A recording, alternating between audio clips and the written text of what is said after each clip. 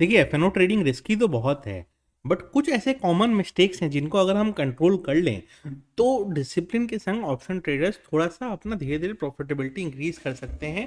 ऐसा हो सकता है कि उनको शुरू में स्ट्रगल फेस हो रहा हो, बट आगे चल के जैसे जैसे जैसे जैसे टाइम बीतता है, अगर वो डिसिप्लिन मेंटेन रखते हैं तो उनका जर्नी थोड़ा सा ट्रेडिंग में बेटर हो सकता है। तो आज हम उन्हीं कुछ मिस्टेक्स की बात करेंगे सो दैट आपको ये समझ में आए कि उन मिस्टेक्स को अगर हम अवॉइड करें तो हमारी ट्रेडिंग कैसे बेटर हो सकती है। एंड ये सिंपल ऐसा चीज है जिसमें मैं कोई फिलोसफी और वो सब की ज्ञान नहीं देने वाला, मैं सिंपल टारगेट बेस्ड अप्रोच के हिसाब से समझाने वाला हूँ। उससे मोस्टली जो मार्केट में लाइव ट्रेडिंग करते हैं उनको पता है कि उससे हेल्प मिल जाएगा। और अगर आप इस डिसिप्लिन को मेंटेन कर पाए ना तो आप आगे चल के सक्सेसफुल ट्रेडर भी बन जाओगे।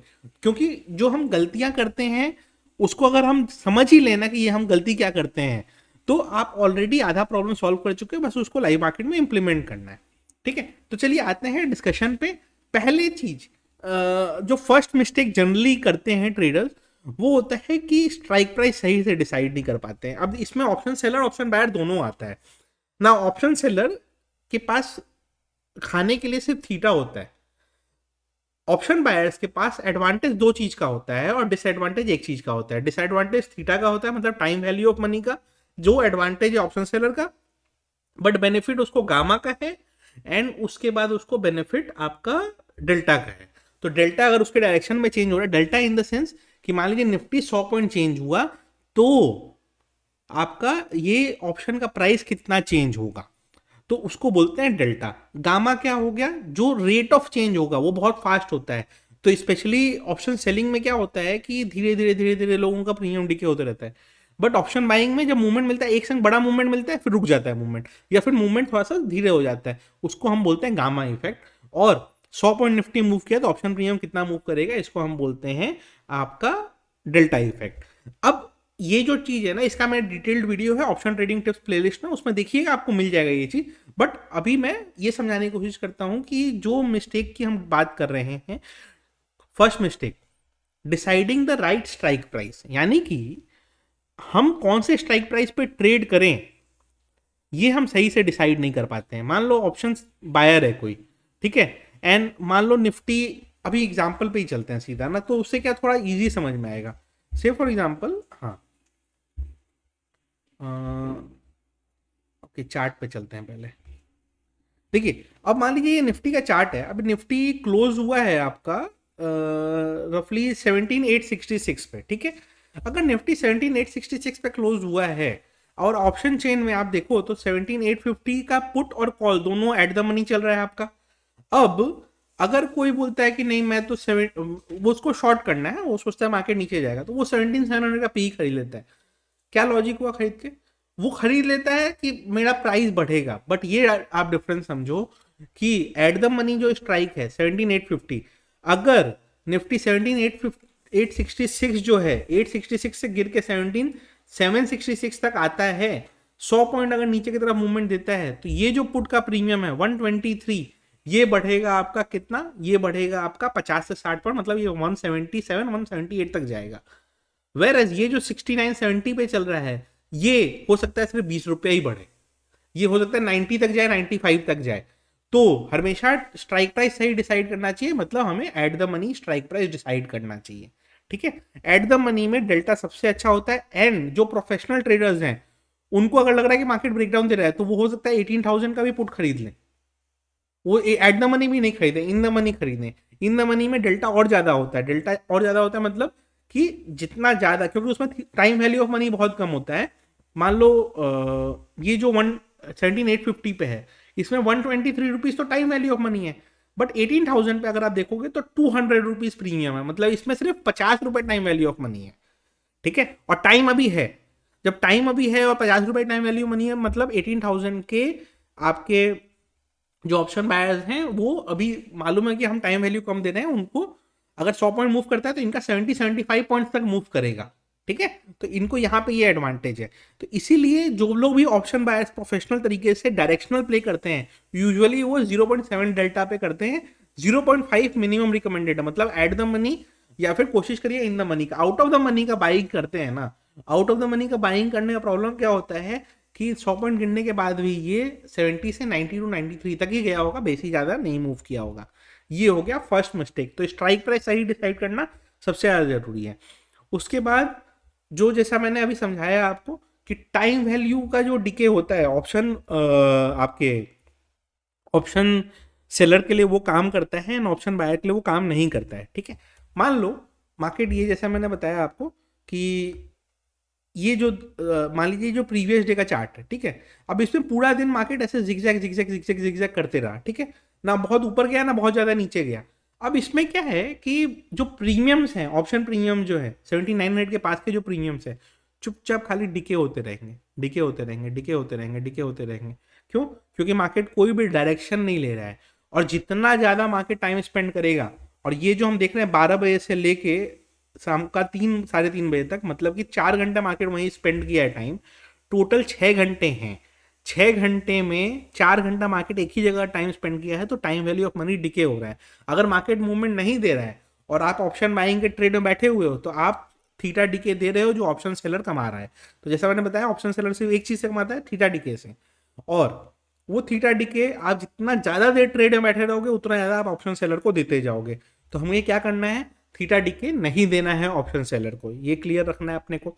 अच्छा, अब आते हैं कि ये जो टाइम वैल्यू डीके है ये किस लॉजिक से होता है। तो से फॉर एग्जांपल मार्केट में जैसे हम मान लीजिए देखते हैं ये वाली एक्सपायरी का, ठीक है, ये हम करंट एक्सपायरी का देख रहे हैं 19th वाली का, और आज फ्राइडे मॉर्निंग है तो मोटा मोटी सेम ही चल रहा है। अब देखिए 17850 पे एट द मनी पे कॉल साइड में 154 पॉइंट प्रीमियम, पुट साइड में 123 पॉइंट प्रीमियम, राइट।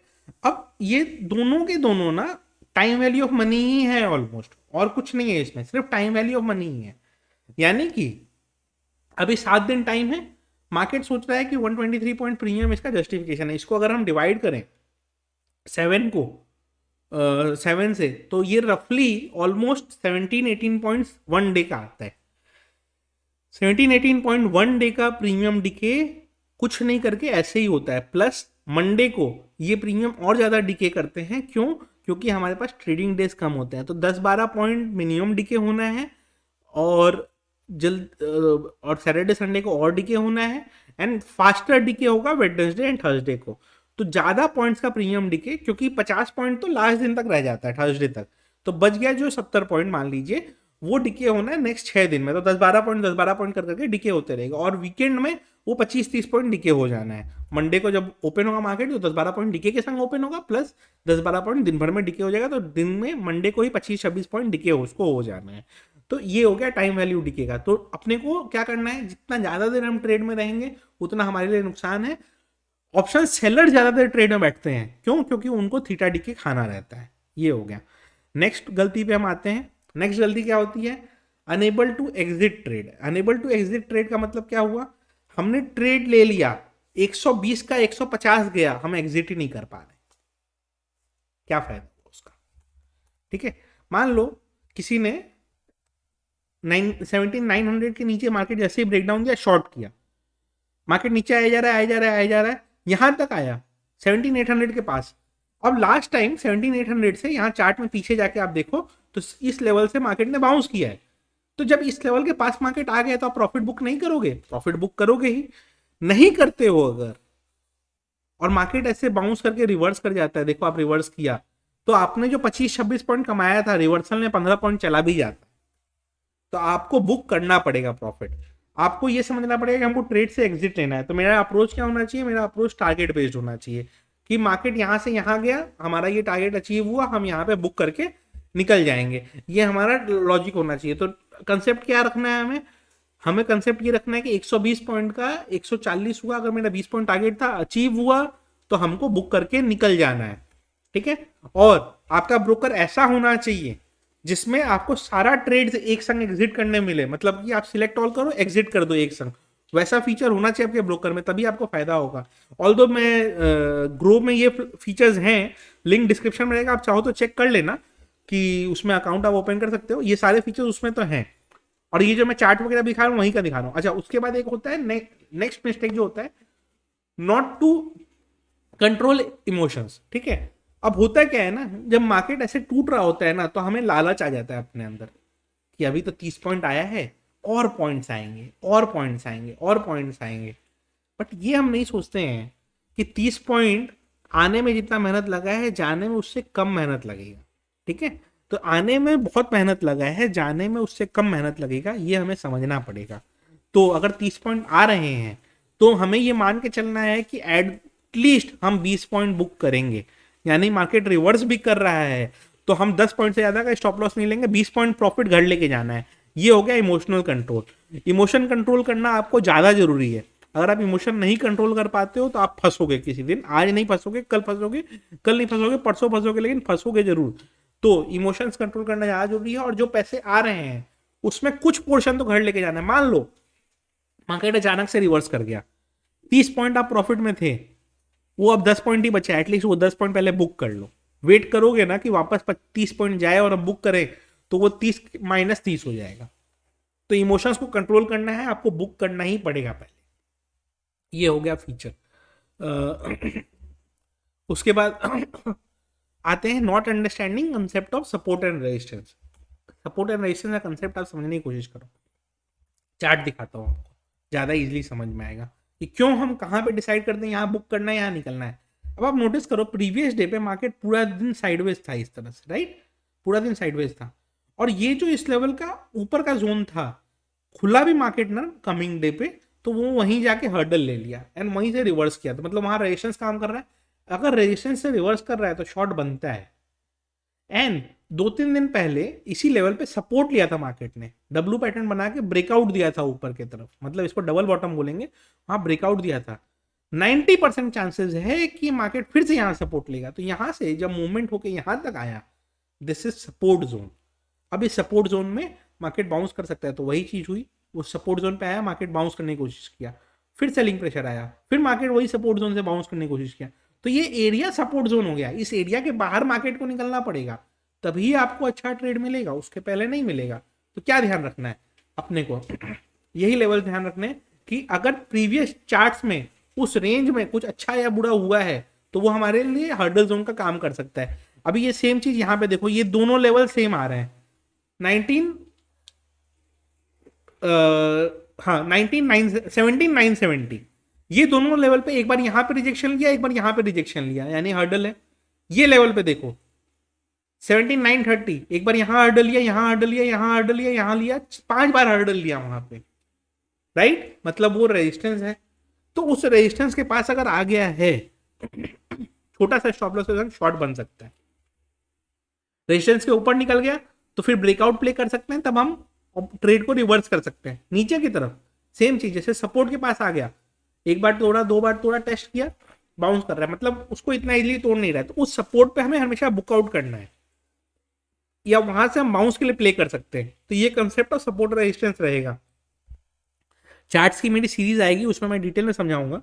बट अभी के लिए बेसिक्स में ये मिस्टेक्स समझ के रखिए। ये मिस्टेक्स को आप समझ के रखेंगे ना, तो क्या होगा, आपका मिस्टेक्स गोइंग फॉरवर्ड और कम होते जाएगा। एंड जैसे जैसे आप मिस्टेक कम करते जाओगे, आपका ट्रेडिंग जर्नी और बेटर हो जाएगा। और जैसा मैंने बताया, ये सब फीचर्स जरूरी हैं, तो लिंक डिस्क्रिप्शन में रहेगा ग्रो का, आप चेक कर लीजिएगा उसको।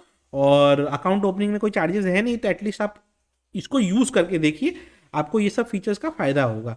वीडियो अच्छी लगी हो तो लाइक कर दीजिएगा। Investment in securities market are subject to market risks. Read all the related documents carefully before investing.